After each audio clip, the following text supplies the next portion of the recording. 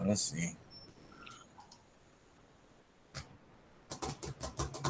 Deixa eu ver minhas configurações aqui. Só um minuto, então. Peraí.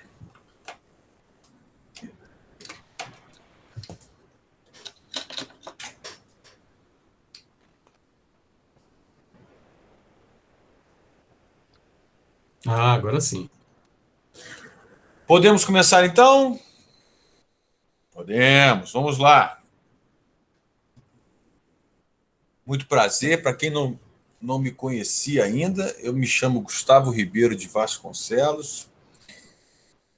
Sou do bairro de Copacabana, da cidade do Rio de Janeiro, porém residente em Brasília, capital do Brasil, desde 1980, e aqui trabalhando com música há 35 anos, à frente da nossa humilde companhia musical, que se chama GRV, Música, Mídia e Entretenimento, que se propõe a ser uma solução global aí para quem trabalha com negócios da música, mas com essa coisa de ser esse caráter empreendedor de tempos em tempos. Nesse momento, à frente do Prêmio Profissionais da Música, que já está na sua sexta edição, e na década passada, à frente da Feira da Música Independente Internacional de Brasília, cuja sigla era FMI, e que, de uma certa forma, se constituiu na primeira feira do mercado fonográfico independente, num formato de combo, né? Combo de capacitações, geração de negócios, exibição. E tempos depois trouxemos assim essa experiência longa de FMI e que foi aí multiplicada pelo país e que a gente teve a oportunidade de participar fora do país, para entrar num formato assim de reconhecimento e exposição de profissionais da música que podem ser independentes ou não independentes, apesar de que, na minha opinião, tirando o incentivo externo, do capital externo, eu entendo que todo mundo aqui tem uma iniciativa independente. Muito bem, abrimos as inscrições em julho dessa sexta edição, eram 97 categorias que receberam inscrições, se submeteram a votações e trouxeram aqui, nessa categoria voltada aqui ao universo infantil, mais precisamente relacionado com algum formato, ou alguma mídia, que pode ser CD, DVD ou álbum, os seguintes finalistas: Dó, Ré, Mi, Fom, Fom, O Macaco e a Baleia, Super Pump e Ópera Monstra e a Babá Eletrônica. Babá Eletrônica, que há pouco mandou um recado dizendo que, por uma questão de saúde, não quis dizer exatamente qual era a questão da saúde, não poderia estar presente. Mas cá estamos, Gustavo Macaco, Ricardo Severo, que já participou aqui de outras lives, Fábio Caramuru, que eu acredito que conheça pelo sobrenome a trajetória, só não estou conseguindo associar uma coisa a outra, e Super Pump. Muito bem. Vamos começar assim, nos apresentando, por ordem de entrada, pelo menos do que eu observei. Vocês já se conheciam? Não. Não. Gustavo Macaco, seja muito bem-vindo. Quem é você? Por que você chegou aqui no prêmio? Conte tudo sobre você para nós quatro que estamos aqui nessa sala. Vai lá. Eita! Rapaz, eu sou um capixaba, na verdade, capixaba de coração, né? Uhum. Eu tenho uma história... Os meus pais são nordestinos, e aí eu nasci numa cidade chamada São Simão, em Goiás. Ih, acho rapaz, que perto. Eu acho até engraçado, assim, depois o meu apelido vir ser Macaco, eu ter nascido em São Simão, né? Só que essa cidade, não, foi uma coincidência. Essa cidade foi inundada, e aí eu fui registrado em Minas. Então, na minha carteira de identidade tá que eu sou mineiro, cara. O que não é real. Na verdade, eu sou goiano. Só que aí eu...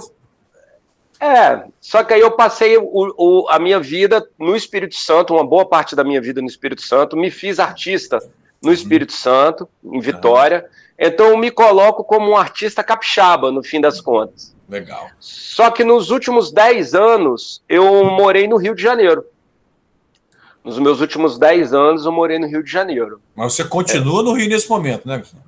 Então, nesse momento exato, eu estou me mudando para o interior do Rio, numa cidadezinha chamada Lumiar. Ah, conheço, lá perto de Mauá. É isso aí, uma cidadezinha, né? Todo esse momento do Covid, enfim, toda essa história fez com que eu tive momentos muito bons no Rio, assim, foi uma experiência muito legal para mim morar esses 10 anos. Eu lancei discos, eu já lancei alguns discos na minha carreira, assim. Eu já vivo de música há mais ou menos 25 anos. Eu vivo de música, de arte, né? Que é uma tarefa, né? E aí eu já lancei aí uns 7 álbuns e tive inúmeros projetos assim, musicais no decorrer dessa minha trajetória. E aí, nos últimos anos, eu lancei 3 discos solos, né, já com o meu nome, Macaco, com CKO no final, e conhecendo essa coisa da música independente e tal, mas como você falou assim, de independente tem pouco, né? E fui aprendendo a fazer um sistema de parcerias aí na minha trajetória, onde eu fico sempre lançando produtos musicais e percorrendo. Eu tenho uma base de público já no Brasil, assim, vamos dizer, em pelo menos umas 8 cidades. E eu já tive a oportunidade de fazer umas 5 turnês internacionais.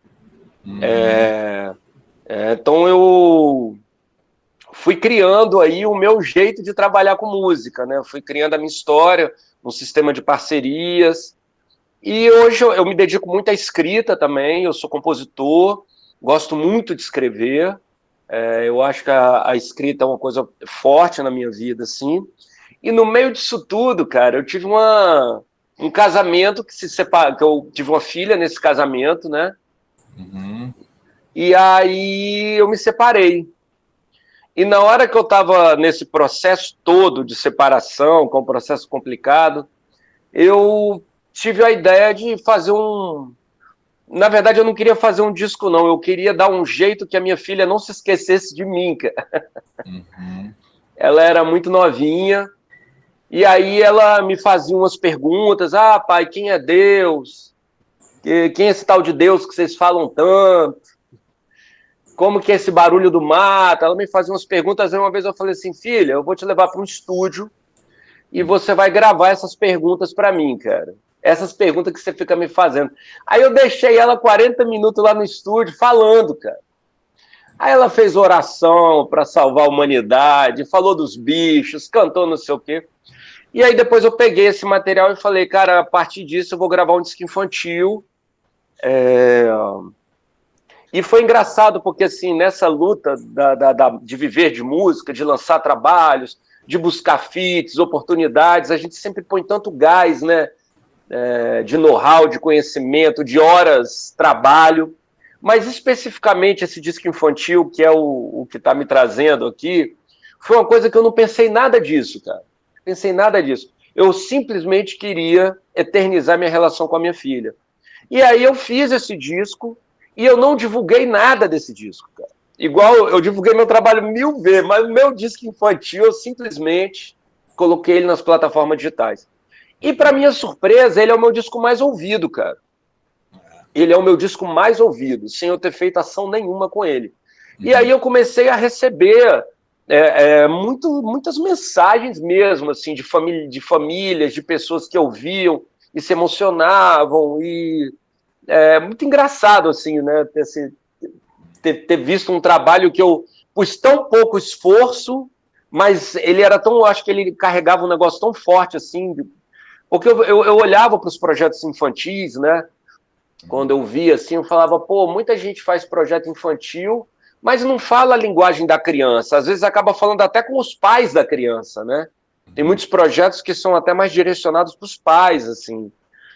E eu busquei, de algum jeito, nesse trabalho, conversar com a criançada mesmo, né? Então ele tem um quê meio lúdico, ele tem um quê até espiritual, assim, eu falo alguma coisa de Deus, respondendo aí as perguntas da minha filha, as ansiedades dela. E eu fiquei muito feliz, cara, de ser contemplado aí, de estar aqui, de estar no prêmio, por conta dessa singularidade desse trabalho. Foi a única vez que eu fiz isso. E, de fato, é um disco que já foi bastante ouvido, assim. E é isso, eu continuo na minha trajetória, eu continuo lançando coisas e fazendo shows e turnês, e criando projetos, escrevendo editais, formatando parcerias, buscando novos parceiros. Eu cheguei a lançar música com Gabriel Pensador, com o Otto, fiz shows com Moraes Moreira, fiz muita coisa, cara, assim, na minha trajetória como compositor e como artista. E nessa passagem no Rio de Janeiro, nesses últimos 10 anos, foi quando eu lancei os meus trabalhos solos e fiz lançamento no Circo Voador e fiz muita coisa bacana, cara. E nunca tinha tido um lance assim específico com um disco infantil. Então eu termino me apresentando dizendo que para mim é um grande prazer estar podendo falar desse disco. E tá aí, minha história tá aí na nuvem, tá aí na realidade. E eu acho que é isso, eu acho que esse aí sou eu.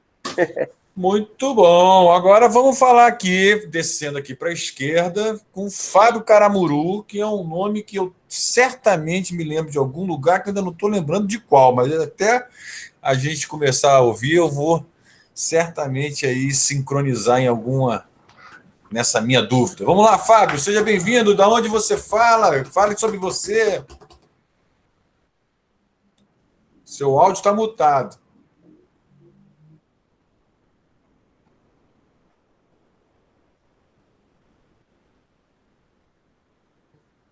Abriu agora? Agora abriu. Então, boa tarde para todo mundo. Eu sou o Fábio Caramuru, de São Paulo, capital. Sempre por aqui. Passei um tempinho pequeno, fora de 2 anos só na França, o resto sempre aqui. E eu tenho uma formação clássica, sou pianista de formação clássica. Estudei com não sei se vocês conhecem, ouviram falar, porque é de uma outra geração, com a pianista Magda Talhaferro, em Paris. Foi uma grande pianista brasileira, uma das maiores, mais famosas. Eu passei 2 anos como bolsista do governo francês lá, nos anos 80. E, na verdade, dessa coisa clássica erudita, que não me satisfazia, porque eu sempre me sentia muito amarrado nessa coisa da reprodução, né, da reprodução do que está escrito. Isso era uma coisa que me angustiava muito. E eu, já com carreira consolidada nos anos 80, eu me afastei do piano um tempo para pensar o que eu queria fazer. Eu fui lidar com produção, sou arquiteto de formação também, comecei a trabalhar com arquitetura e acabei voltando através de trabalhos de produção e pegando um repertório brasileiro, assim, não erudito, como Choros, como Chico Buarque. E quando chegou no Tom Jobim, aquilo me abriu uma porta, abriu uma clareira para eu poder retornar ao piano de uma forma que eu gostaria. E a partir do Tom Jobim, que eu gravei 2 CDs do Jobim, isso nos anos 90, fiz um mestrado sobre o piano na obra de Tom Jobim. Daí eu voltei à carreira, então, depois de 10 anos de hiato, eu voltei, e num desses experimentos para me soltar, para me sentir mais livre na música, eu acabei fazendo esse álbum do Remi Fonfon, Legal. Cujo conceito do Remi Fonfon é assim,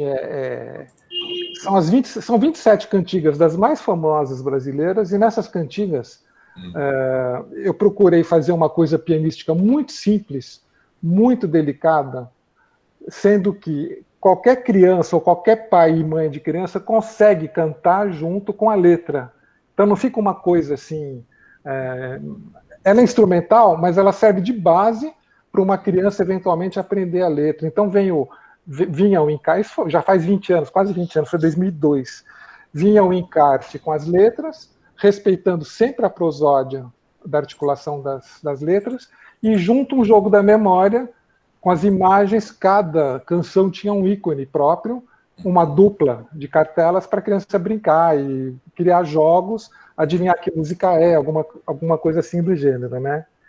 E depois disso eu fiz muitos outros trabalhos de improvisação livre com o baixista Pedro Baldanza, piano solo, outros trabalhos com Tom Jobim, e sou produtor, né? Então eu produzo minha carreira. Eu sempre digo que o músico que quer ter sucesso ele tem que se produzir, porque ficar esperando o convite é meio complicado, né? Com essa concorrência que a gente vive. E sempre acho que a gente deve desenvolver uma linguagem o mais pessoal possível, para não se parecer com aquele, com o outro.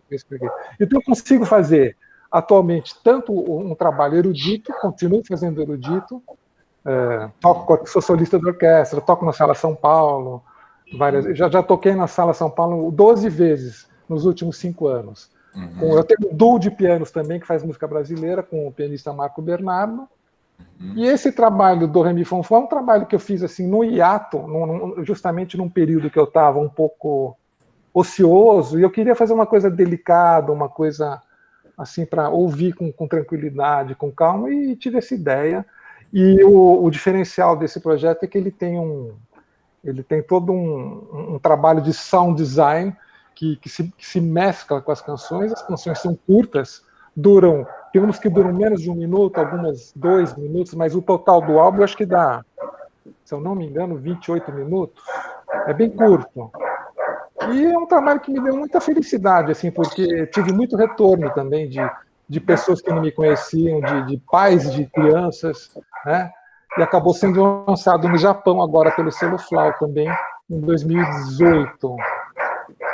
É o meu celular, quando eu toco lá, eu levo o Tom Jobim, eu levo um outro projeto que se chama Ecomúsica. Então eu tenho assim uma série de projetos que eu desenvolvo, e esse foi um período da minha vida que eu quis me dedicar um pouquinho ao repertório tradicional brasileiro. É isso. Muito legal, Fábio. Pô, muito prazer tê-lo aqui com a gente. Só uma perguntinha, Fábio. Você já conhecia os seus concorrentes, entre aspas? Não conhecia nenhum deles, não. Ah, legal. Vamos então conhecer o Eduardo Pio, Super Pump. Seja bem-vindo, amigo. Já sei que você tem que sair 18 horas em ponto, mas não precisa ter pressa. Vai lá. Tudo bem com você? Tudo ótimo. Deixa eu só explicar esse negócio de sair 18 horas. Eu sou papai de bebê, né? Meu filhinho tem 1 ano e 7 meses, dá para fazer 1 ano e 8 meses. E aí ele fica na parte da tarde com a minha sogra. Aí ela chega aqui 18 e pouquinho, né? Devolve o bebê para me olhar, né? E como é que se chama o jovem? Benjamin. Benjamin. Isso é um nome, hein? Benjamin, inclusive, nosso homenageado em 2018, o grande Benjamin Taub, que em 2017 homenageado aqui no Prêmio Profissional da Música. Mas vamos lá. Eu falo do Benjamin Taub aqui. Quem não é, né? Quem não é, tá errado, né? Quem não é, tá errado. Pois é, exatamente. Oi, gente. Prazer a todo mundo que está aqui. Um beijo grande a todo mundo que está aqui hoje. Muito obrigado, Gustavo, também pela compreensão lá do e-mail. Prazer te conhecer visualmente, né? Porque só por e-mail, se a gente não vê as pessoas, é tão legal conhecer as pessoas. Nesse momento de pandemia, a gente fica afastado, né? E eu que trabalho com criança, assim, como vocês também, eu já trabalho com criança já tem 20 anos. Eu sou professor de musicalização infantil, já tem muitos anos. Porém, eu sempre compus muito em sala de aula. E esse seu sotaque é mineiro, né? Ah, sim, esqueci de falar, gente, eu sou de BH, sou mineirinho. Estou aqui da terrinha aqui, das montanhas. Então, assim, eu sempre trabalhei em escolas, né, sendo professor de musicalização infantil, e eu sempre compus muito, né, nas minhas aulas. E, né, enfim, eu comecei a trabalhar com crianças, se hoje tem quase 20 anos. Esse ano, acho que o ano que vem eu completo 20 anos trabalhando com criança. E nesse período de eu trabalhando com criança, eu me formei em comunicação social, me formei em música também, sou formado em violão também, clássico, né? Porque ainda não existia universidade de música popular, mas eu sempre trabalhei com música popular, sempre gostei de trabalhar com música popular. E aí, o que acontece? As minhas composições sempre ficaram restritas em sala de aula. Eu nunca pensei em comercializar elas, né? não sei se uma falta de ambição, uma falta de conhecimento de mercado, enfim, pode ser as duas coisas, mas assim, eu sempre fiz foi algo sempre de coração. Ou simplesmente uma falta de tempo, né? Também, né? E, enfim, então eu sempre compus, ia compondo. Chegou no final de 2017, eu falei assim, gente, está na hora de eu ter de eu começar a mostrar para as pessoas, né, que me acompanham, né, em rede social, enfim, amigos que sempre falaram comigo, pô, cara, mas como assim? Até hoje você não tem um trabalho infantil? Pô, você já era para ter há muito tempo um disco lançado e tal. E aí o Super Pump, né, como vocês estão vendo aí escrito, o Super Pump é uma homenagem à orla da Lagoa da Pampulha, né? Super Pump é Super Pampulha. Só que para criança a gente falar Super Pampulha, eu acho que perde um pouco do charme e tal. Da infantilidade, né? Exato. Perde um pouco a ludicidade. Então Super Pump fica lúdico. Né? E aí foi uma coisa muito legal. Assim, eu criei o personagem com as canções. Aí eu comecei, por um acaso, eu gravei assim, com vídeo mesmo, algumas canções do Super Pump. Né? E aí eu mandei um teaser, assim, eu criei o personagem final de 2017, em 2018, no iniciozinho, já estava filmando, até para poder mandar para edital, né, para quem sabe ser contemplado com gravação de um DVD.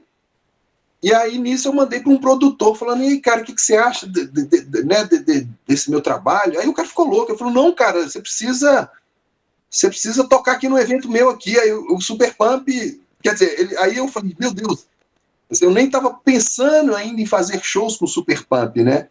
Aí em fevereiro eu estreiei o personagem num evento de carnaval, foi muito legal. Não sei se vocês conhecem o Ulisses. O Ulisses é um produtor, ele é carioca, mas morou em Belo Horizonte, atualmente mora lá no Canadá. E foi muito legal. E aí, assim, eu fiz um evento lotado, e assim, as pessoas já pegando telefone, querendo contato para poder fazer evento e tal. Então, assim, foi muito legal. Então, assim, eu lancei, né, o Super Pump, né, o nome, assim, né, o artista, eu ainda não tinha roupa, né, hoje o Super Pump, eu brinco que hoje o Super Pump tem um uniforme, o Super Pump eu uso uma roupa específica, né, para o Super Pump. Então, assim, é muito, muito legal esse projeto. E o Super Pump, assim, a coisa mais interessante do Super Pump, que esse disco que eu mandei para vocês, né, que eu chamo atualmente de primeiro disco, mas o Super Pump, as canções do Super Pump, que eu montei no repertório inicial do Super Pump, com as canções autorais minhas, não foi com esse disco que eu mandei pro PPM 2020, que era o meu primeiro disco, mas o Super Pump nasceu comigo cantando as canções relativas à Orla da Lagoa da Pampulha. Então eu tenho música, por exemplo, que se chama Gigante de Concreto, tem música que chama Capivara, tem música que chama, que eu brinco, que se chama Uma Volta, né, que é um passeio lúdico pela Orla da Lagoa da Pampulha, uma música quase que narrada por uma criança passeando, porque criança sempre fala assim, não, tá chegando, eu quero ir ali, quero ir aqui. Então, assim, agora eu vou lançar o segundo álbum do Super Pump esse ano, agora dia 29 de maio. Legal. Que se chama Uma Volta, que aí uma volta é um passeio pela Orla da Lagoa da Pampulha, que aí eu mostro, né, para o mundo Super Pump. Mas aí, por que da decisão de eu lançar uma aventura no mundo do Tudo é Possível? Tem uma coisa, assim, pelo menos aqui em Minas Gerais, né, de quando assim, o mineiro sai, viaja para fora, as pessoas dão um valor maior, um reconhecimento maior. Nossa, foi para tal lugar. Então eu fiz uma brincadeira, peraí, eu vou inverter a ordem desses discos, né? A gente vai fazer uma aventura lúdica no mundo do Tudo é Possível, né? Então, assim, você faz uma viagem intergaláctica, conhece seres, né? E depois você volta para casa e apresenta a sua casa para as pessoas, né? No caso, a Orla da Lagoa, né? As canções relativas a essa orla. E então é isso, assim, eu estou aqui, né, nessa premiação com esse disco, Uma Aventura no Mundo do Tudo é Possível, que também me deu um retorno muito legal, assim, em termos de mídia. Eu já fiz muitas lives com esse espetáculo. Assim, já fiz vários eventos também, assim, particulares. Então, é um disco que eu tenho, assim, muita alegria e, claro, me trouxe aqui para estar com tanto de gente legal, me trouxe esse prêmio, é um disco que eu tenho muito orgulho. Foi um disco produzido, não sei se o Macaco conhece o Paulo Bia aí do Rio de Janeiro. Paulo Bia, o meu disco, o arranjo foi produzido pelo Rafael Macedo, que é filho do Paulo Bia. Legal. Então, assim, é um disco que eu tenho assim, muito afeto também, é um disco que ele foi sendo montado assim, antes, assim, algumas canções eu compus quando o Benjamin estava na barriga da mãe. Então, assim, tem muita coisa, uma energia muito gostosa nesse disco. E é isso, gente. Muito prazer, obrigado por vocês terem me ouvido. Ó, depois dessa apresentação aí, você vai ter que estender o seu horário um pouquinho aí, porque, ó, você... Entendeu?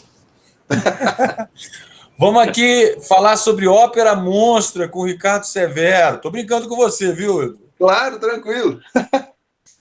Ricardo Severo, que já participa aqui de algumas outras lives, que eu já nem me lembro em quais categorias, afinal de contas já estamos na 51ª ou 52ª de 97.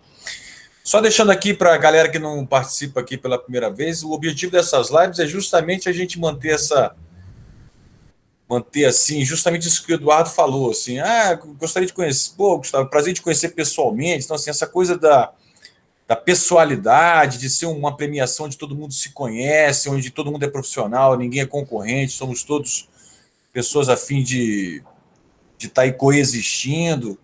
Essa é a onda dessas lives que nos aproxima e que também eterniza aqui esse momento, né, desse debate sobre esse ambiente em plena pandemia no ano de 2021 no Brasil, por incrível que pareça, do maior boçal que existe no planeta. Mas vamos lá. Ricardo Severo, conte tudo sobre você aí. Só fechando, isso é muito legal, né, Gustavo? Pô. Tá longe, você tá longe. Eu tô longe? E agora? Peraí, deixa eu aumentar aqui. Melhorou? Agora entrou? Quase estourou agora. Tô vendo aqui que tá estourando. É muito legal isso, tem gente do Brasil inteiro, né? Só nessa sala aqui, eu sou gaúcho, mas moro em São Paulo. Que beleza. Já conheci alguém aqui da galera? Eu não conhecia nenhum dos nossos colegas aqui. Parabéns para todos nós aí que estamos aí juntos, concorrendo.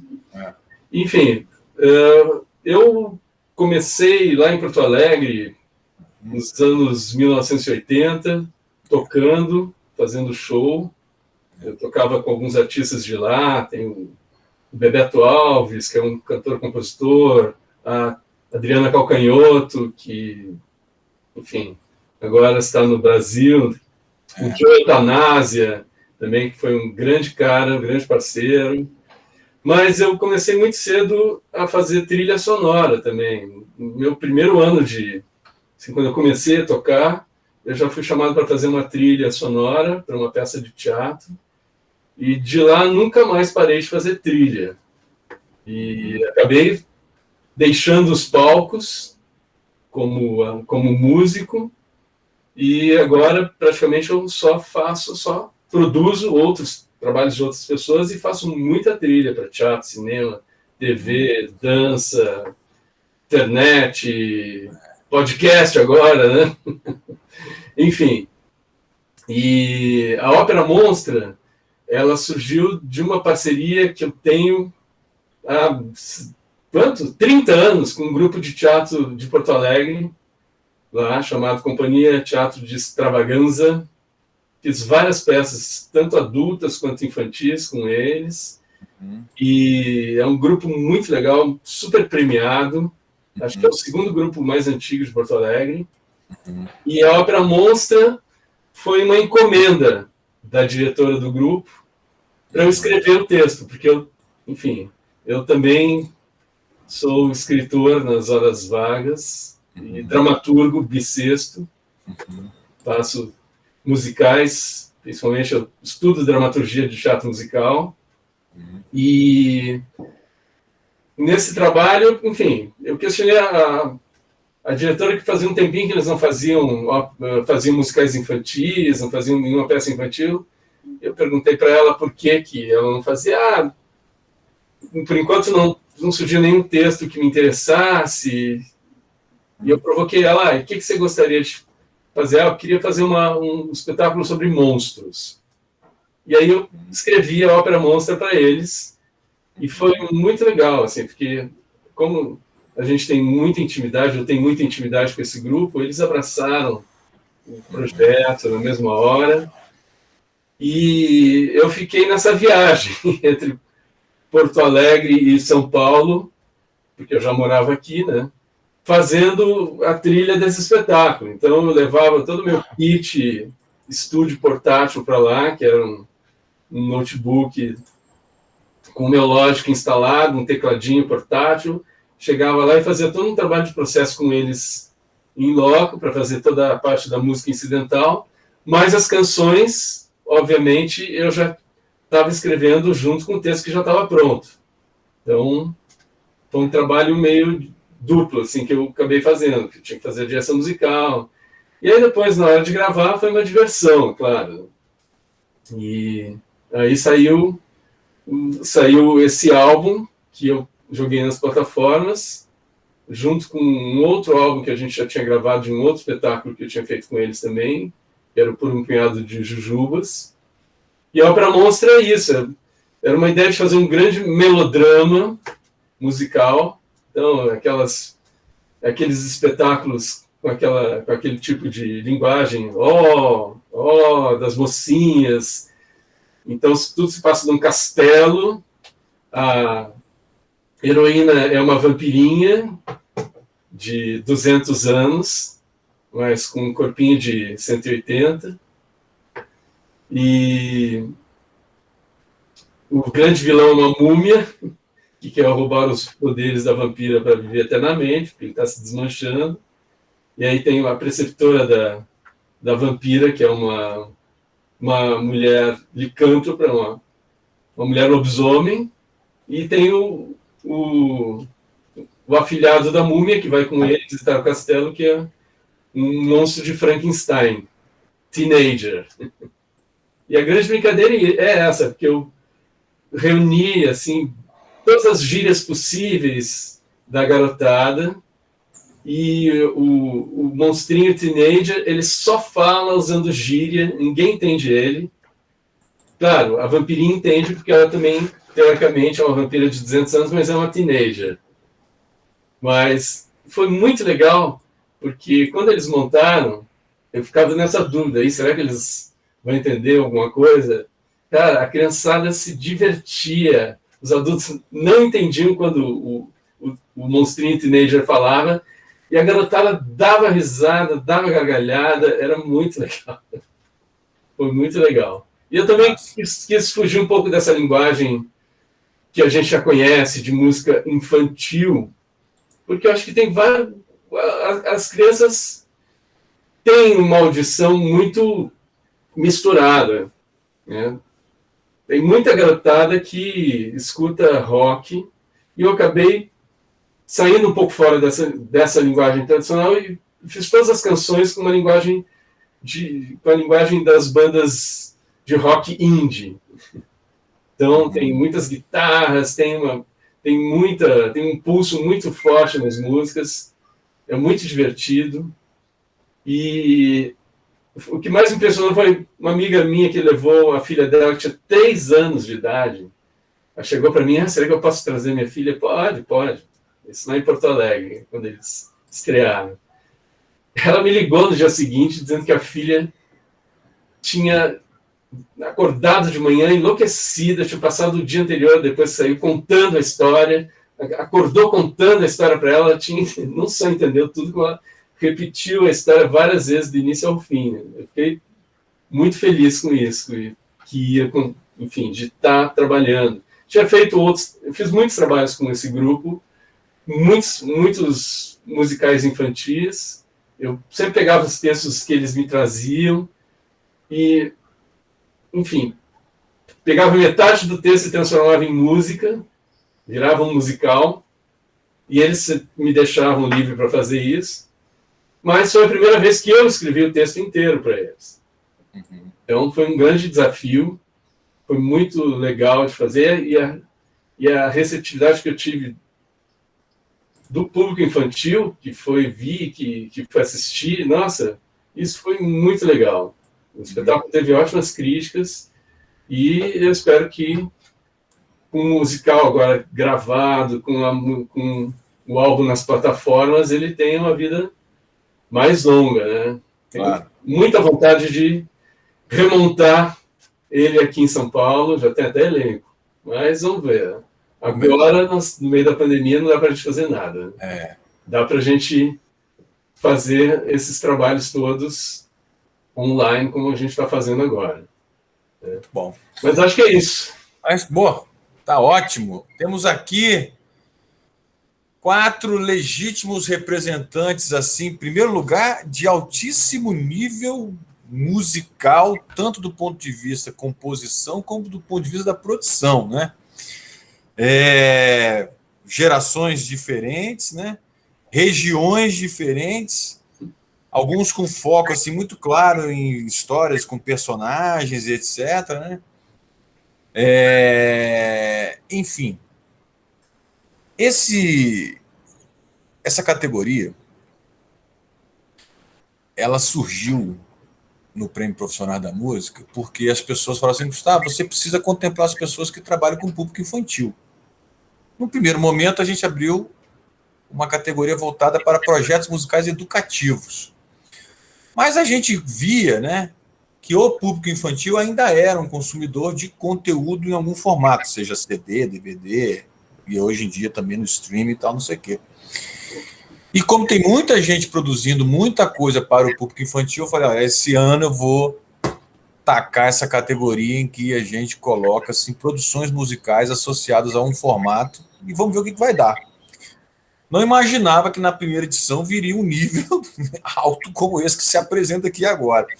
Mas, primeiramente, quero agradecer pela inscrição e participação, porque nós estamos, assim, extremamente satisfeitos e honrados de poder inaugurar uma categoria num nível como esse que se apresenta.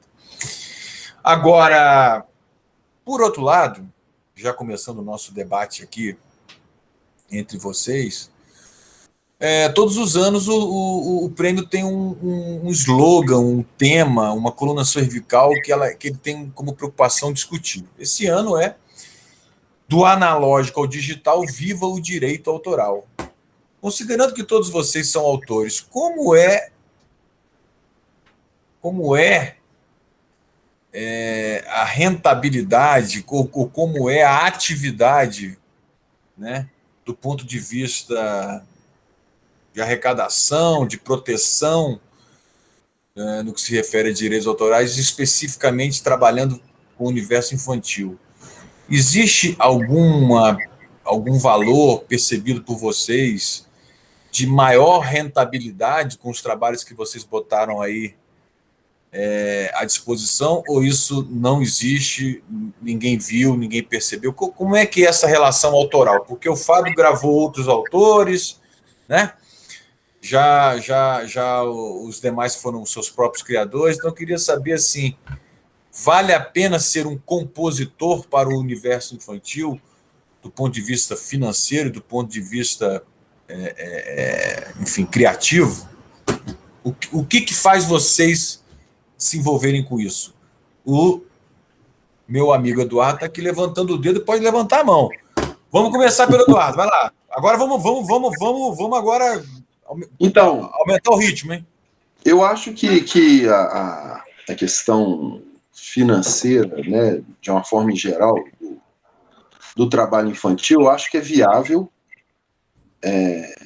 se a gente pensar isso numa cauda longa, né? Assim, além de cauda longa, ter vários produtos. Então, eu sou compositor, né, assim, eu componho todas as músicas, né?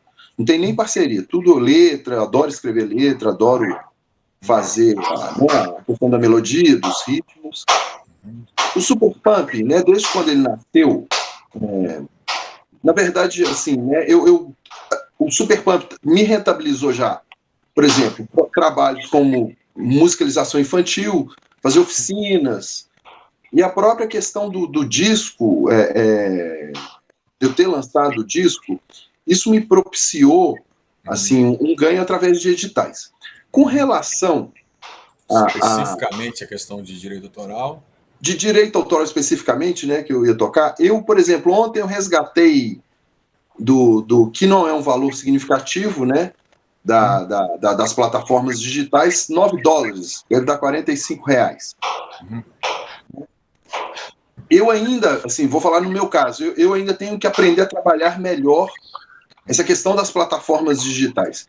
Eu estava trabalhando muito bem a questão física, né? Assim, como veio pandemia, reviravolta, enfim, eu ainda estou aprendendo, acho que agora eu vou começar como é que eu posso falar assim, a respirar mais. Eu mudei, né? Eu lancei o disco pela Oni RPM, eu já mudei, agora a plataforma que eu vou lançar o segundo álbum é pela Trator, eles já dão uma atenção muito maior. E assim, claro que eu acho que essa questão dos direitos autorais, se a gente pega assim, os grupos grandes, né? Assim, Mundo Bita, Palavra Cantada, Clube da Anitinha, eles, assim, a impressão que eu tenho é o seguinte, que eles estão muito bem nesse aspecto de digital, com músicas, né, nas plataformas, eles têm vários clipes, animações, né, no YouTube. O Super Pump está começando a ficar recheado disso também, mas também a gente, eu não sei se vocês conhecem, eu acho que o Jax Figueiras já participou aqui desse prêmio, ele falou o seguinte, que a gente, enquanto artista, a gente também tem que botar um pouquinho de gasolina para a coisa começar a respirar. Então eu tenho uma expectativa de que, por exemplo, com os vídeos, animações do Super Pump, com a própria plataforma, possa dar um valor. Sobre o direito autoral, eu não tive nenhum problema assim do tipo de gente usando minha música, de alguém chegar e falar, essa música é minha, né? Quer dizer, utilizar uma música indevida minha. Até hoje não sei. É até uma coisa interessante, né? Porque assim, quando a gente lança um disco pela plataforma digital, quando eu fui resgatar o valor que eu tinha lá no streaming ontem, aí eu vi que eu tava com um monte de visualização, né? Um monte de audição na Rússia. Eu ri demais, falei, gente, olha só, quem será que tá ouvindo isso na Rússia? Meu Deus do céu. Pode ser um robô também, né? Pode ser um robô também. A gente não sabe, mas que eu fiquei curioso, falei assim, isso daí que você está falando de direito autoral, será que alguém lá na Rússia pode chegar de repente querer se apropriar de uma música sua? Não, mas não, se a coisa está protegida, se a obra está protegida e a música codificada, ele pode fazer o que ele quiser, mas assim, está protegido, né? Exatamente. Vamos lá. Eu tenho uma segurança sobre isso. Eu acho que também assim, é muito difícil chegar alguém e enfim, hoje com tantas comunicações, alguém que quiser roubar sua música, né, querer se apropriar dela, tem que ser muito doido, eu acho, assim, que eu acho que... mas aí no mundo digital tá cheio, viu? Vamos lá, Gustavo Macaco, Ricardo Severo ou Fábio Caramuru? Quem vai falar? Posso começar a falar aqui. Eu acho o seguinte, acho que o Eduardo tocou num ponto nevrálgico. A gente tem que aprender a usar melhor as plataformas. Eu comecei a ganhar dinheiro depois que eu mudei de uma sociedade autoral para outra, em 2006. E eu, apesar de ter uma carreira longa e ter gravado muito antes disso, eu nunca recebi pela execução. Porque eu estava mal assessorado, não sabia exatamente como fazer o cadastro e tudo mais.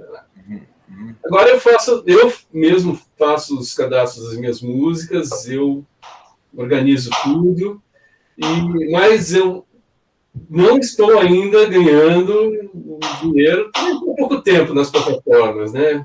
Na prática, eu estou há pouco mais de um ano assim, fazendo as coisas mesmo. Eu ganho mais dinheiro com sincronização, com trabalhos audiovisuais que estão tocando na TV em algum lugar, do que ainda com plataformas, mas é cedo ainda. Eu tenho que aprender a usar melhor, a como eu preparo o lançamento, aonde que eu divulgo, enfim, como é que eu entro nas playlists. Eu não sei fazer nada disso ainda. Eu estou só simplesmente jogando conteúdo lá. Essa semana vai sair um conteúdo novo, um trabalho que eu produzi. Eu estou botando a trilha lá, mas, enfim, estou com uns 8, 9 álbuns lá, só de trilhas que eu estou produzindo, que eu vou jogando. E Quanto ao direito autoral, também nunca tive nenhum problema quanto a isso, né? A não ser, eventualmente, alguma peça de teatro que seguiu temporada e não renegociou comigo a utilização da trilha. Entendi. Mas como eu já venho cadastrando todo minha obra e todos os fonogramas que eu gravo, nunca tive esse tipo de problema, nem vou ter com isso. Né? Então, aliás, eu reviso todos os contratos de sincronização, não só para mim, mas também para alguns amigos que me mandam. Perguntam, você dá uma olhada no meu contrato aqui para ver alguma coisa, eu acabo vários defeitos que o pessoal esquece de colocar no contrato. E o direito que eles estão comprando é direito patrimonial e não autoral. Imagina, ficam achando que eles vão comprar o direito autoral. Não, o direito patrimonial. Aí eu tenho que explicar isso para o produtor da produtora de cinema ou da produtora de vídeo. Como é que o cara tem que fazer o contrato da música? Tudo bem. Então, eu acho que isso. Eu acho que falta esse suporte para a gente. Como que a gente pode usar melhor esses streamings? Como é que a gente pode... o que a gente tem que saber, como a gente vai aprender a usar isso para lançar os nossos trabalhos nas plataformas? Para ter esse retorno. Fábio Caramuru levantou o dedo. Eu queria perguntar para o Ricardo, você tá associado a qual organização de direitos Abramos. Eu também, estou na Abramos, Eu acho bem legal. Com eles. Eu acho bem legal, estou me dando super bem. Agora, o que eu acho, eu não saberia dizer especificamente para vocês a questão desse infantil, quanto que ele está arrecadando, porque vem um roldão, vem tudo junto, né? Eu recebo tudo junto, mensalmente. Eu não sei o que vem do infantil, o que vem de outros títulos, mas eu confio muito no trabalho deles e concordo com o Ricardo que a gente tem que se aprimorar nessa questão de saber como fazer as coisas renderem mais, né? Porque eu sempre acho também que é menos do que poderia. Quais são os segredos, né, de você fazer um trabalho seu ter muita visualização? Eu também estou engatinhando nisso, mas eu estou feliz com o resultado geral que eu arrecado assim, pela Abramos, considerando todos os trabalhos, né? Bom, então, assim, essa coisa autoral eu já percebo que é uma preocupação de todos. E você, Gustavo? Cara, eu sou um pouco diferente, assim, ouvindo os relatos, eu também passo por essas questões, mas eu acho que de uma outra forma. Na verdade, a minha editora é a Sony. Você já tem uma editora. A editora é a Sony. Eu já sou artista dessa editora, eu sou filiado ao UBC. Eu já trabalho um pouco em cima, porque o que eu notei, assim, o trabalho infantil, o meu trabalho infantil entrou com muita facilidade nessas playlists. Então, na verdade, quando eu recebo lá quando eu vou naquele Spotify for Artists, não sei se vocês têm isso, mas ali você tem toda o parâmetro. E eu vejo que 90% das playlists que eu entro são infantis, cara. Então eu percebo que quando você entra em playlists que são muito ouvidas, os seus números vão subindo, né? Então tem um jogo aí que é o jogo de conseguir entrar nessas playlists. E realmente esse meu disco infantil ele consegue. E através da Sony eu cheguei a sincronizar algumas músicas na época e tal, que é um trabalho legal que eles fazem, às vezes de TV, de você fazer um BG, um background de alguma coisa, e tudo isso gerava uma rentabilidade. Porém, eu notava que eles são muito mais administradores do que geradores de oportunidade. No fundo, era o meu telefone que batia, de algum jeito, e aí eu passava para eles, entendeu? Mas, assim, o que eu fui percebendo disso também? Que junto com... Eu recebo todo mês lá e a maioria da grana que eu recebo é do disco infantil, cara. Tô para falar para vocês que 80% do que eu recebo é do disco infantil. Por conta desse número de playlists que não para de entrar, cara. Não para de entrar. É uma coisa bem interessante, assim. Então, existe esse jogo. Um outro jogo que eu noto também que é legal falar é o merchandising, cara. Entendeu? Porque criança, os pais, eles adoram merchan, né? Então, é um jeito de você associar o seu produto, a sua marca, com pequenos produtos. É uma camisa, escrita a frasezinha lá, é o personagem. E aí eu notei o seguinte, que quando eu ia fazer os meus shows, mesmo já na época do Spotify, em 2019 isso, eu levava todos os meus discos, né, e dentre eles o meu infantil. E aí eu tocava 1, 2 músicas nos shows, e na hora de vender ele também era um disco que era um dos mais vendidos, cara. Então eu acho que o apelo comercial, o meu entendimento, é que o apelo comercial do universo infantil, ele é mais forte do que os outros universos. E eu noto também o seguinte, que a criança, ela vai por repetição, cara. Então a criança não vê o vídeo uma vez, ela quer ver aquele vídeo não sei quantas vezes, o mesmo vídeo. Então aquela música, ela é repetida não sei quantas vezes, cara. Então a criança trabalha muito na repetição, o adulto hoje não consegue ouvir 15 segundos da música, cara, né? Se a gente for ver hoje, as pessoas vão 20 segundos, já quer passar a música, não sei o quê. As crianças não, elas ficam ali.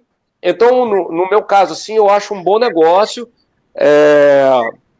O universo infantil, eu fiz poucos shows especificamente do trabalho infantil, mas toda vez que eu estava no show, que eu tocava 1, 2, 3 músicas infantis, estava lá o disco vendendo 10, 15, 20, 30 cópias ali naquele show, entendeu? E eu acho que hoje a gente tem que entender realmente melhor como é esse jogo.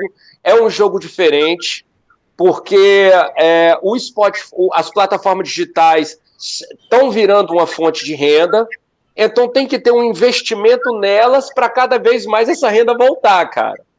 Só que eu tenho sempre uma preocupação assim, em relação a esse lance dos robôs, entendeu?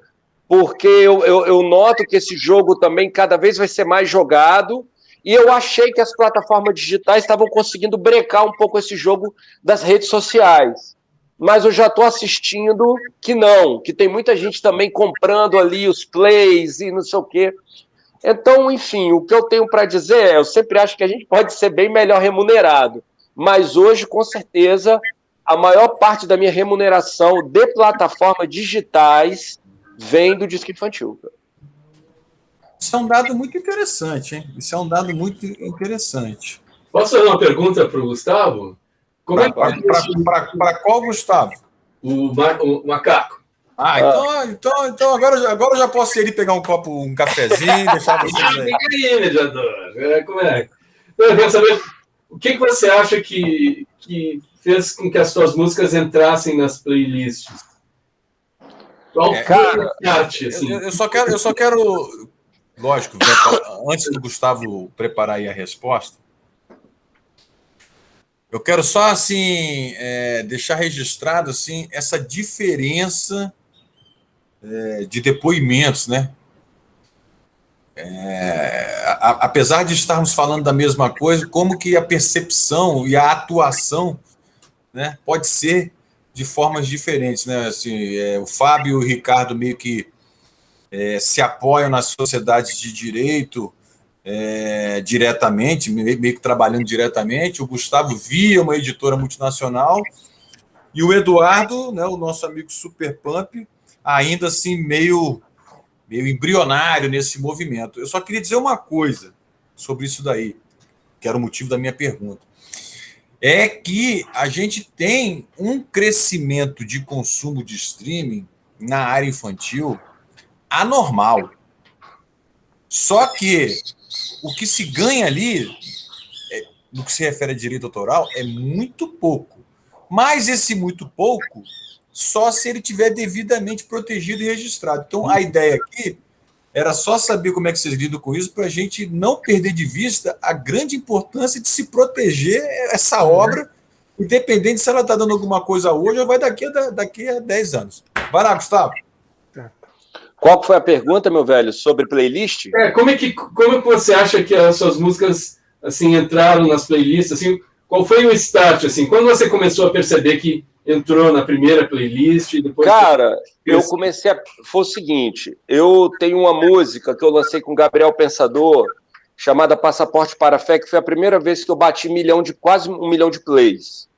E ali, quando você bate 1 milhão de plays, você começa a ver alguma coisa diferente acontecer, né, cara? Assim, por quê? Porque no jogo dos algoritmos, uma coisa vai puxando a outra.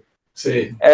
Eu acho que eu estou usando esse exemplo dessa música com o Gabriel, porque eu sempre fui muito reconhecido como um cara, vamos dizer assim, do pop rock, da música indie, e o Gabriel me pôs perto da galera do hip hop e do rap, que é uma galera hoje muito representativa. Então, na hora que essa música com o Gabriel puxou, que bateu quase 1 milhão, meus discos começaram a gerar muito mais, todos os meus discos. É como se uma música puxasse uma obra, entendeu? E aí, na hora que se vocês forem lá no meu Spotify, é Macaco, só Macaco com CKO. Quando vocês forem lá, vocês vão ver que vai ter essa música com Gabriel em primeiro lugar, e o resto, meu irmão, o que mais puxou foi o disco infantil. E aí eu comecei a notar alguns movimentos. Por exemplo, a segunda música mais ouvida que eu tenho é a minha filha. É até meio engraçado isso, porque é a voz da minha filha, assim, cara. Naquele papo que eu falei dela cantando e tal, não sei o quê. Cantando uma música chamada Perdi Meu Anel no Mar, que ela é de domínio público. Nesse meu disco infantil, eu gravei 6 ou 7 músicas autorais, composições minhas, e eu regravei uma de domínio público, que é essa Perdi Meu Anel no Mar. Eu fiz uma versão de Boi da Cara Preta, né? E fiz uma versão de Alecrim, que eram músicas que as minhas filhas... Só que essas músicas são conhecidas, né? Alecrim, Boi da Cara Preta e Perdi Meu Anel no Mar, que são músicas praticamente de domínio público. E aí, no meu caso, essas músicas de domínio público puxaram o disco infantil inteiro, cara. E aí elas começaram a varar as playlists. Se você for lá na minha parada, o número de playlists que eu entro é muito grande, cara. Aí eu te pergunto, como eu entrei nessas playlists? O meu entendimento eu tive uma força motriz, que foi uma música que me gerou quase 1 milhão de plays. Essa força motriz levanta a minha obra no jogo dos algoritmos, que a gente tem que lembrar que é o jogo dos algoritmos, que uma música vai jogando para outra, que vai jogando para outra, que vai jogando para outra. Então, quanto mais. Quanto mais. Na verdade, né? O algoritmo, né, Gustavo? O algoritmo, ele é um algoritmo viciado em rentabilidade, né? Ele já tem esse vício no seu DNA. Então, quando ele começa a identificar que alguma pessoa, algum nome, alguma tag começa a viralizar, ele tem uma tendência de popularizar ou de expandir aquilo que já teve um grande sucesso. Essa é a leitura do algoritmo. Exato. E aí o que eu notei foi o seguinte, que essas músicas de domínio público, elas puxaram as minhas músicas autorais. Entendeu? Por que elas puxaram as minhas músicas autorais? Porque elas geram sucessos, cara. Entendeu? Então, na hora que a pessoa ia, se você for lá, eu fiz um arranjo de Alecrim, ele tem um banjo, ele é mais um rockzinho folk e tal, isso que é legal, mas assim, foi o Alecrim que puxou aquela Ei Gatinha, que é autoral, que não sei o quê. Então, eu acho que a gente acaba, de certa forma, ficando um pouco rendido à indústria que é a mesma desde sempre, a indústria de sucessos, cara. Entendeu? Na verdade, né, Gustavo, corroborando aí com você, o modelo é o mesmo e o modelo se perpetua, na minha opinião, desprivilegiando a cada renovação de modelo, a cada inovação, porque o modelo é o mesmo, ele está sempre desprivilegiando os que são os geradores de matéria-prima para que esse modelo continue existindo. Né? Eu acho que está claro que os engenheiros eletrônicos fazem todo o movimento para vender aparelhos a partir das suas músicas. Né? Foi assim com o Telefunken, foi assim com a Sony, foi assim com o iPod e agora é com os streams. Agora, cada mudança que existe, eu percebo que a gente fica menos remunerado e a gente fica mais pulverizado. E o pior, com todo esse excesso de mídias sociais e tal, o que acontece? A gente fica sem saber aonde atacar. Você, por exemplo, conseguiu dar sorte aí pelo seu sucesso milhão aí com o Gabriel. Agora, eu quero avançar aqui numa pergunta, que senão daqui a pouco o Eduardo vai embora, porque vai chegar o Benjamin aí, a gente falou pouco com o Eduardo, com o Fábio. Mas é o seguinte... Só fazer um comentário. Eu só queria fazer um comentário só para completar a resposta dele. Hoje, algumas playlists são pagas, tá? Eu já tá chegando, assim, você já tem hoje, se você for lá, playlist do Mundo Bita, sei lá, de não sei o quê, você vai ter o cabeça dessa playlist, e essa playlist você vai ter que pagar para entrar nessa playlist, cara. Sim.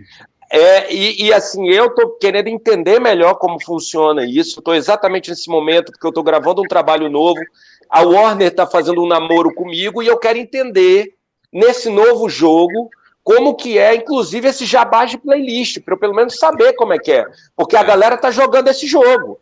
Então, quem não tá jogando esse jogo, tá fora do jogo.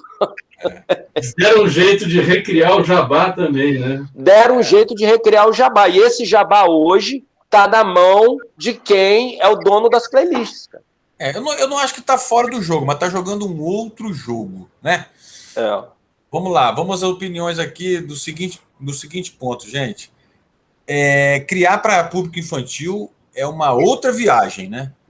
Essa outra viagem é uma experiência assim, que vocês pretendem manter diante das experiências que vocês tiveram, ou é uma experiência, ou foi uma experiência e quem sabe um dia será uma nova experiência? Vamos lá, vamos começar aqui pelo Fábio, pelo Edu.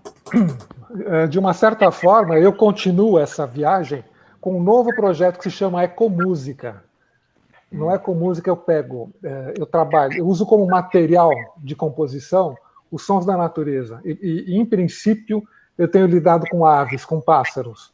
Pássaros, alguns insetos e anfíbios. E esses sons da natureza, eles são material que geram os temas musicais. E depois, na hora de gravar, eu faço uma intersecção. Eu converso, o meu piano conversa com esse material pré-gravado. E isso tem atraído muito o público infantil. É impressionante, assim, não era o meu alvo. O meu alvo era um público, vamos dizer, se o projeto chama Ecomúsica, é um público já adulto, assim, e está pegando muito criança, porque as crianças adoram ouvir o som do bichinho, imitar, cantar junto também, então é bem legal. De uma certa forma eu continuo, mas sem a intenção, eu continuo através desse projeto. Nossa. Eduardo Pio. Ô, gente, então, essa coisa de continuar com o infantil, eu não comentei, mas antes de lançar o disco do Super Pump, eu tive um disco que eu lancei em 2015, que se chama Conversas de Bar, é um disco de samba, um disco bem legal também. Ele foi elogiado na época pelo vocalista da banda do Clube do Balanço, lá de São Paulo, que é uma banda que eu acho muito legal. O Simoninha também ouviu, gostou, assim, foi legal. Só que, assim, virou um propósito da minha vida o infantil. Então, eu lancei, né, virtualmente o disco, né, nas plataformas, Uma Aventura no Mundo Tudo é Possível, também sem entender bolhufas de playlist. Agora que sim, eu também estou tentando me inteirar, também tentando correr um pouco atrás dessas informações, né, disso tudo. Vou lançar agora o segundo disco do Super Pump, e eu também eu ganhei um edital da Lab também para lançar o terceiro disco do Super Pump, que aí eu faço é um disco em homenagem ao meu filho, assim, as várias brincadeiras que eu faço com ele, e é um disco que se chama De Bem com a Vida, né? De bem é de Benjamin, né? Esse disco eu lanço em outubro. Esse disco De Bem com a Vida eu lanço em outubro. Mas eu queria mostrar para vocês aqui, esse é o primeiro. Eu também não abandonei totalmente o físico. Isso aqui é Uma Aventura no Mundo Tudo é Possível, DVD do Super Pump. Esse aqui foi o primeiro. Esse aqui eu fiz um lançamento através de live ano passado. E esse aqui também é o DVD agora, que eu vou lançar agora, Uma Volta. Esse aqui é o trabalho do Super Pump. Esse segundo é inédito ainda, vai ser lançado esse trabalho. Eu ainda não, assim, eu acho que só voltar à questão da monetização. Eu acho que o trabalho infantil também, os pais adoram comprar os trabalhos, porque a criança, aqui tem um tanto de desenho, então a criança vai ter contato com os personagens do Super Pump, Por exemplo, no segundo álbum eu falo do Gigante Concreto, eu falo do Senhor Museu, eu falo da Capivara, eu falo do Jacaré, então tem todas essas imagens registradas, então eu não abdiquei. Infelizmente, a gente ainda, né, devido à pandemia, a gente não pode fazer os shows presenciais, mas com certeza, sim, eu quero fazer, assim, todos os discos eu vou fazer no mínimo 500 cópias de cada disco, para ter essa coisa, esse aparato da criança pegar, do pai pegar, os pais gostam disso. Ricardo Severo, Gustavo Macaco, parou por aí ou vem mais coisa pela frente? Não, já tô com todo o material pronto para um próximo álbum de outra, enfim, vertente, mas só com músicas para o público infantil também. E aí, voltando um pouco para essa linguagem mais lúdica também, mas falando sobre a morte. Então, uma coisa bem diferente, assim, também. Eu gosto de provocar as crianças. Certo. E vou fazer trabalho infantil para sempre. Vou continuar fazendo peças infantis e vou continuar fazendo música para criança sempre. Eu adoro. Gustavo Macaco, depois dessa sua percepção aí, quero crer que... Cara, então, Quero crer que vai prosseguir, né? Então, duas coisas. Uma que eu queria sugerir, aproveitar, para a gente, já que a gente fez aquele zap, a gente ali, se cada um podia colocar ali o seu disco para a gente ouvir. Eu queria ouvir os discos de vocês. A gente pode pegar aquele zap e pôr o link ali, que eu acho que seria um exercício tem gente legal que não pra caramba. Gosta. Tem gente lá que fala, pô, isso aqui é só para informação. Não. Eu não tô falando daquele zap que tá do Telegram que tá todo mundo, não. Eu tô falando daquele zap que abriu hoje. Ah, mas porque aquele zap ali, o Macaco, só para você entender, ali a gente vem colocando, porque como todo mundo é finalista, a cada live a gente vem acrescentando. Ah, tá. Mas assim, de minha parte, se é que eu posso me considerar assim o chefe, para mim tá liberado. Não, eu queria conhecer. Agora, a sua pergunta é o seguinte, eu também, para mim, eu tenho uma parte minha, ela é mais supersticiosa, mais mística, mas tem esse lado que acaba que diz muito sobre os meus trabalhos. E esse trabalho infantil que eu fiz, ele foi muito verdadeiro por conta de um determinado momento que eu estava vivendo na minha vida. Então eu quero fazer outro disco sim, mas eu vou esperar ou um outro filho, ou um determinado momento que eu consiga, porque, cara, esse trabalho infantil que eu fiz, ele é diferente de tudo que eu já realizei, sem ter feito nada por ele, simplesmente ter gravado, e isso me chamou muita atenção. Então eu queria continuar com essa mesma pegada, sabe? Uma coisa emocional, que eu pudesse me apoiar, uma linguagem verdadeira que eu pudesse ter na mão, como eu tive nesse meu primeiro disco. Então eu quero gravar assim, eu quero continuar assim, mas não é uma coisa que eu quero ter uma visão... É doido falar isso, uma visão mercadológica, sendo que é o que mais me gera grana. Mas, assim, eu acho que, no meu caso, eu queria manter essa magia que eu atingi no meu primeiro trabalho, que é hoje estar ali conversando com a minha filha, ou com o meu próximo filho, ou com o filho de alguém, e estar ali respondendo as questões, porque eu acho que quando a gente consegue ser muito... Esse disco me trouxe esse ensinamento, cara. A criança, ela é uma figura mais pura mesmo. Isso aí não tem tempo que mude. Então, você conversar com as crianças, você tem que atingir ali uma vibração que não é qualquer vibração essa. Talvez vocês, por serem professores de música, produtores de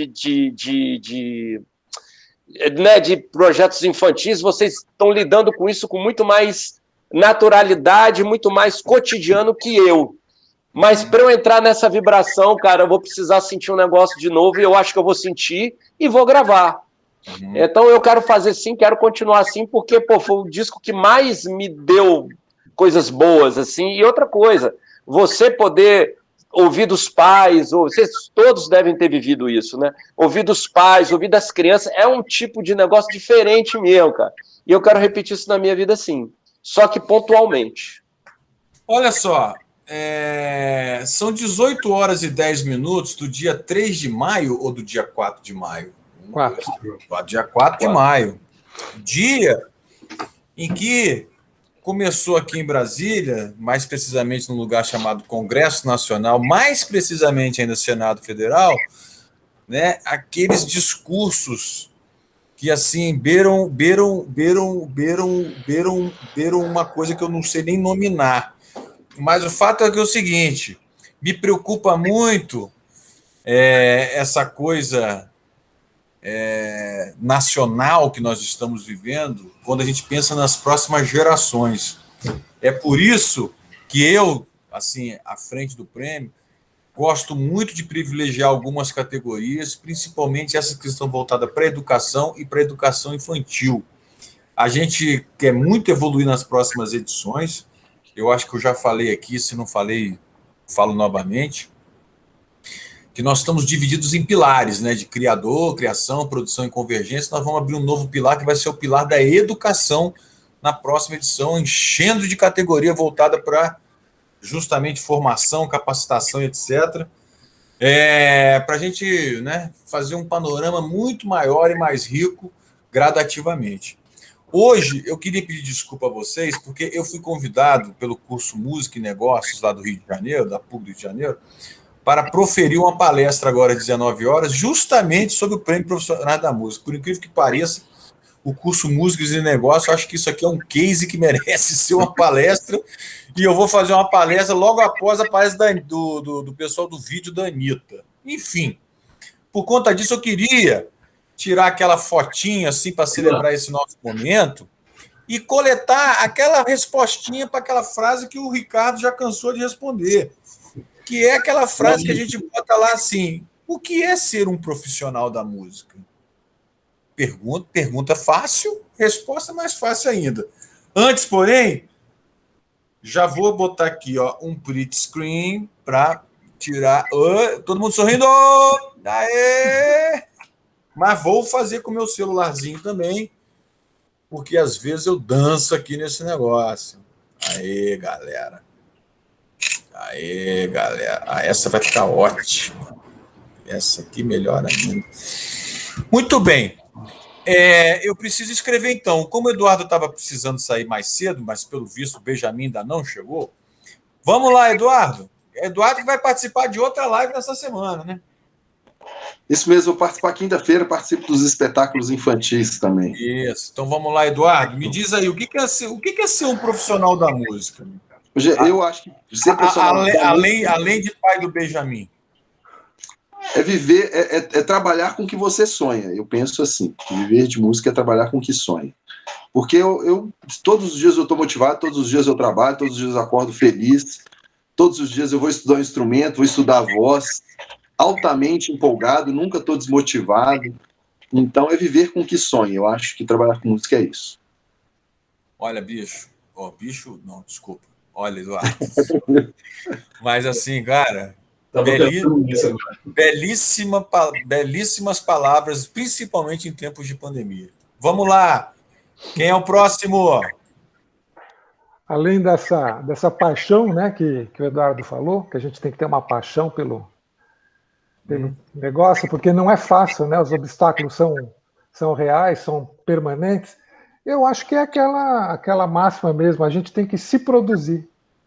Você tem que ter uma capacidade de ficar independente mesmo, de verdade, se produzir. Se planejar, criar a sua carreira, investir na sua carreira, não esperar que a coisa aconteça ao acaso, né? Isso é muito importante.